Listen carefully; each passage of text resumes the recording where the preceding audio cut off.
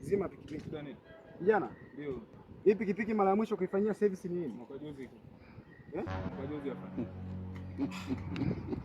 Hivi unasubutuje yani kuendesha pikipiki hivi barabarani hivi Kwa nini shida gani hapa? Naomba leseni ya pikipiki. Wewe naomba leseni ya pikipiki. Kwamba ina maana unabishana na serikali sasa. Mimi nakwambia mimi nataka leseni. Hapo naongea na serikali hapa. Serikali kitu gani kwenye chombo changu? Ulinichangia hata mimi hii. Sasa chombo chako wapi? Yaani hapa serikali kitu gani? Wewe sikia nikwambie. Hapa sisi tunacholinda ni usalama. Usalama wa kwangu au kwako?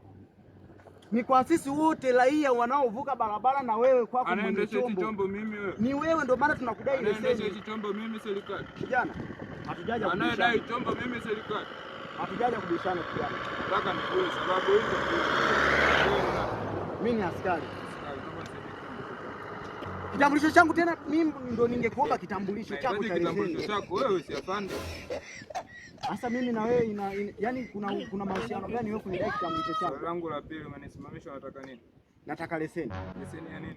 Leseni ya chombo chako. Ya chombo changu. Nikabidhi leseni yako. Ina bima? Nikabidhi leseni yako. Leseni ya nini tena? Nikabidhi leseni ya kazi yako. Tutaenda kituoni. Twende. Sasa wewe unanionaje? Ngoja nichanganye. Panda kwenye pikipiki tuende kituoni. Ngoja nichanganya. Nakwambia panda. Basi sikia, nisaidie tu kitambulisho chako mzee wangu. Kutoka hapo mimi. Panda kwenye pikipiki tuende kituoni. Haiwezekani. Haiwezekani. Kwa tunabishana. Unabishana na serikali. Kwanza mwenyewe na mashetani akipanda hapa yanapanda. Mbona nitisha na mashetani yako?